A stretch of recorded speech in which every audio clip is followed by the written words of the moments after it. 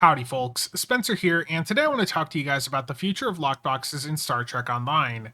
First, I want to talk about some critical issues with the Infinity Lockbox that either Cryptic or Deca need to address as soon as they're able to. And second, I'm going to talk about some upcoming UI changes that were pointed out to me by SFC from the Wiki team that we will very likely see in a future content release sometime later this year. As always, chapters to each topic are listed down below. First up, I want to go over some critical issues with the Infinity Lockbox that have degraded the experience of opening it over the past couple of years and have had a severe impact on the economy of lockbox items on the player exchange. Many of these issues I've talked about in the past in the video you see up on screen that I released back in October of 2022. These issues remain unresolved and have actually gone worse in the time since. The first issue here is that the choice packs from the Infinity Lockbox cannot be sold directly on the exchange. They cannot be traded. Rather, you have to pick the item that you want from them, grab that item from the box, and then you can sell that item. And the issue there is that as time goes on, more and more things are put into the Infinity Lockbox. So if you're looking at the T6 ship box, there's a lot of ships in there now. There's only so many of these T6 ship packs being won by players, and if someone wants to go out and sell one of these to get some EC on the exchange, they have to go in and pick from this list. And most of the time, people are going to default to the meta ships they know, like the Crossfield Refit, the Deimos, and so on. So what happens is that there's a lot of ships here that just end up having no supply on the player exchange. So if I go and I look for the Delkina, there's none of them on the market. I look up the Friendship. That's a ship that was added to Infinity just about 6 months ago. There's none of them on the market. And again, the reason for this is because there's so many things in these Infinity choice packs now that there's just not enough supply to have listings for all of them up on the market. If the choice packs themselves could just be posted to the exchange, the market would be much more accessible and you'd see a lot more engagement with a lot of these Infinity items. And it's not just ships that are experiencing this issue. We're also seeing this increasingly with the personal space traits. There's a lot of traits in that box also. This is the list of them up on screen now. And what we're seeing is that occasionally you're going to see one of the very common popular traits have no supply on the market, and then you'll see them posted an hour later at like 100 mil, or even absurdly higher.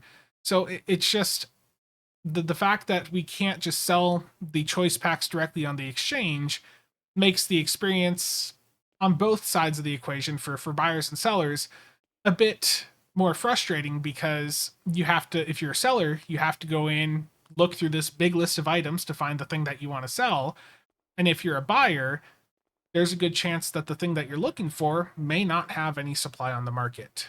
And on the topic of choice packs is the second issue, and that is that not every category of items in the Infinity Lockbox has a choice pack. And the area that is the biggest issue here is the Doff packs. There are some Doff packs in here that are highly desirable, but because there's so many items in the lockbox and there's no choice pack for these, there's some of them, like the Liberated Borg, that end up having a lower drop rate than the T6 ship.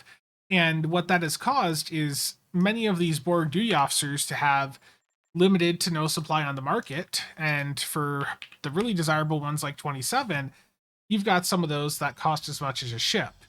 And the thing with lockboxes is to remember, that these things are fairly expensive to open. So Cryptic or Deca, want to make sure that this experience of opening these is good. They want you to feel like you're getting your money's worth out of it.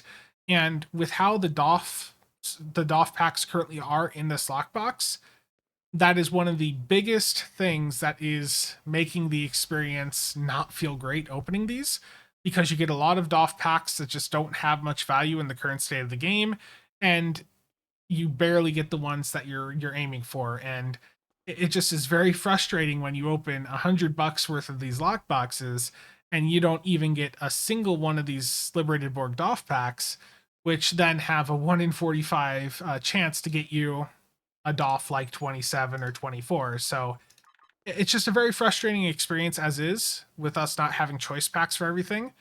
It would make the experience of opening these lockboxes is much more satisfying for people if we had choice packs for each category. And the third issue is, of course, the pity system. In STO, we have a pity system that simply increases the chance of you winning after 306 boxes opened, and it's not guaranteed that you're ever going to get a ship. So, in theory, it's possible that you could open 1,000 lockboxes and walk away with no ship. And what's really frustrating about this is that over in Neverwinter, another cryptic title, they did an update a while back where they exposed the odds, and they also introduced a system that guarantees a drop after 250 boxes opened. And keep in mind with STO, we're talking about these Infinity T6 prize packs that are just ships for a single character. So right now, the average drop rate is about 1 out of 216. So like 216 bucks on average to get a ship for a single character. I think it would be a positive for the system if there was a guaranteed drop after 250. If the information was exposed like it is in Neverwinter, I think you would see more engagement. Other games I play, like World of Warships, they expose the drop rates and tell you, that there's a guaranteed drop after a certain point, and they're very successful with their monetization.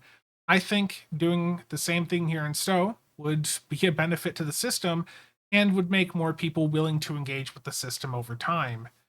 So I think as is, the pity system is a negative for the game. And that leads into the next issue here, which is that the ships are just for a single character. So if I get a lockbox or promotional ship, which again, with how the market typically is for that stuff, cost easily $100 to $200 plus of resources to get that ship for a single character, there is no method in the game to immediately go in and make that ship an account-wide unlock.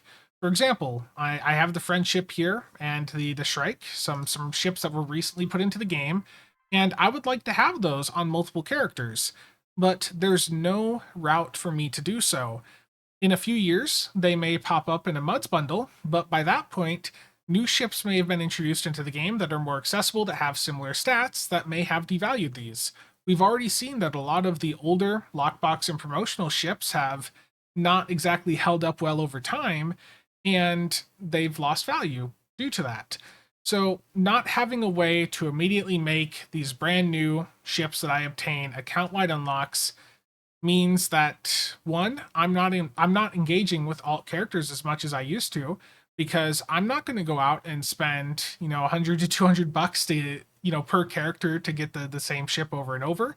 If I could just go in, pick the ship up on one character, pay to get an unlock to make it account wide, I'd play those alts more and I'd be engaging more with the game. But the way that the system is now, it is just not very friendly to folks that want to play on a bunch of characters.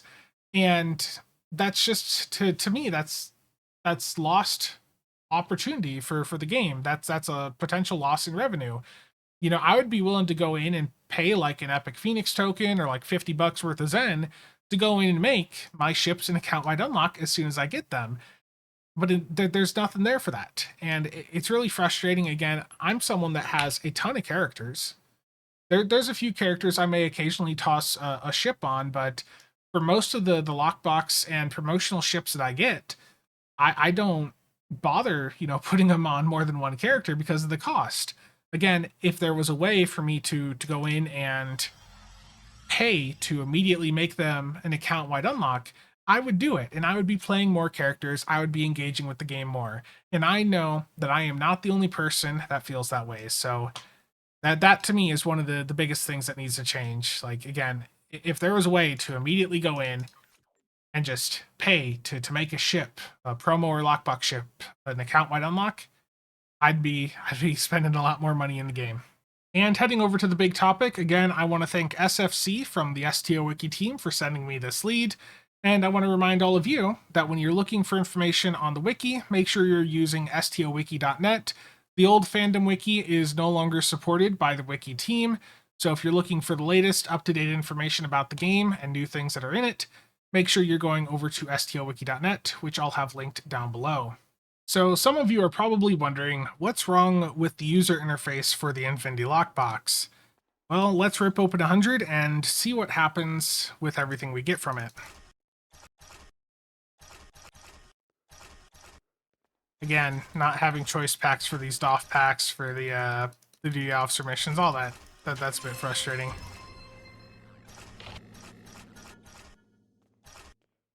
T6 chip. This is on the triple test server, don't worry, it's not live.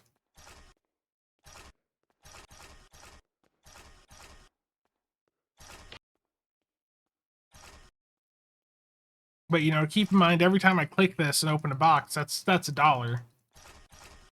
Again, I'm doing it on triple though, so I'm not actually spending any money right now. But when you look at the stuff in my inventory, you know, there's a lot of just random junk here. And there's a lot of stuff that should be in choice packs, like I just mentioned, like the duty officers.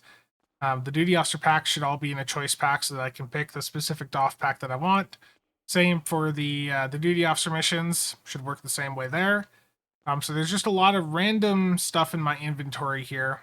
And if you happen to get some of these choice packs and you're wanting to rip open a bunch of them in one go to go and, you know, sell a specific thing on the exchange, it's rather frustrating. So let's say I want to go in and I want to rip open these weapon packs.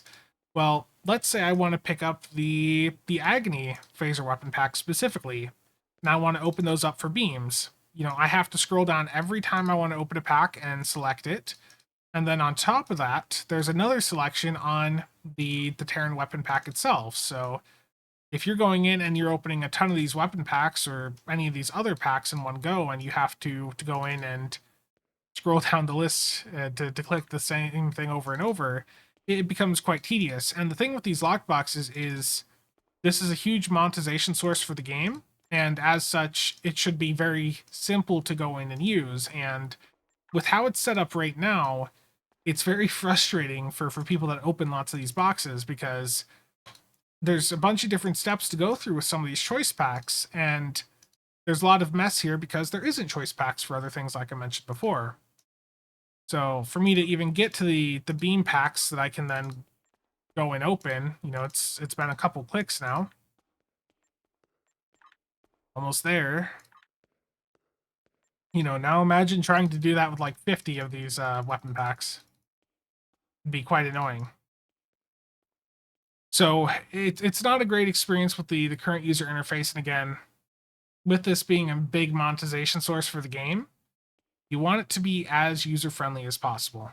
And as for what's happening to the user interface, well, what SFC found is that Anna Maria Polito, who is a staff UI designer for Star Trek Online over at Cryptic Studios, well, she had posted over on her portfolio, on her page for Star Trek Online, some changes that she had worked on for the Infinity Lockbox. And I'm going to read the text here, and then we'll take a look at the pictures. And before I get to the pictures, I do want to just remind you guys that, you know, when they went over and changed stuff over in Neverwinter, when they updated the UI for that stuff, at the same time, they made some very good changes over there, like exposing what the odds were for winning a grand prize over there, and they added in that better pity system. So before I get into the UI changes here, my hope is that alongside these changes arriving at some point in the future, we're also going to see some similar changes like what we saw over in Neverwinter. So I'm going to read the text here now. Quote, "The Infinity Lockbox was a function that allowed players to acquire rewards from featured seasons. It was also a source of monetization. We needed to refresh the look and function to increase player engagement. My solve was to 1. Modernize the current user experience while still staying true to the game's visual consistency. 2. Organize lockbox items and prize packs and creating its own separate space distinct from the inventory tab. 3. Creating an intuitive experience for players to easily access lockbox items," end quote. And here is what that user interface looks like. So at the left, you can see the window like you just saw when I was opening some lockboxes. And over at the right is what the new interface for opening lockboxes is going to be like. It's got its own tab right on the inventory window. And again, you know, like I just said, hopefully alongside this, we're also seeing an interface similar to what we saw in Neverwinter that exposed the odds for what the chances to win stuff were, and also gave us that better pity system. So hopefully we're seeing that arrive around the same time. And there's some additional pictures here just showing how this interface is going to work, some concept for it. And one of the things I'm really hopeful here too is with the UI example that I gave, opening those weapon packs, my hope is that this interface is going to provide a way for us to go in and pick up the same item from a box over and over again if that's what we want to do. Like if I want to go in and just pick up, a certain like let's say I want to pick up 10 chemo ones to go and put up on the market. If I could just click that from this interface and just get 10 of them real easily, that's going to be a hell of a lot easier than what it currently is. So at a minimum, we're looking at a user interface that is going to be a bit easier to work with when it comes to opening lockboxes versus what we currently had. And my hope is, and that this may be a bit of hopium, but my hope is that we're going to see some additional changes on top of this that make the lockbox system a bit more accessible. That's my hope, at least. And that's going to be it for today, but I'm curious to hear from you guys what you think about the UI change that they're looking at doing here. And I'll have this link down below if you want to take a closer look at it. But I think, the new UI, that's a nice change, but I really do hope that it's accompanied by changes to address some of the other issues I talked about. And I'm curious also, for those of you that have opened lockboxes in the past, do you find yourself opening them less nowadays due to the issues I talked about, or are there other issues that make you not want to open lockboxes as much nowadays? Please let me know down below. But as always, thank you to all channel members and viewers for the continued support. See you guys around.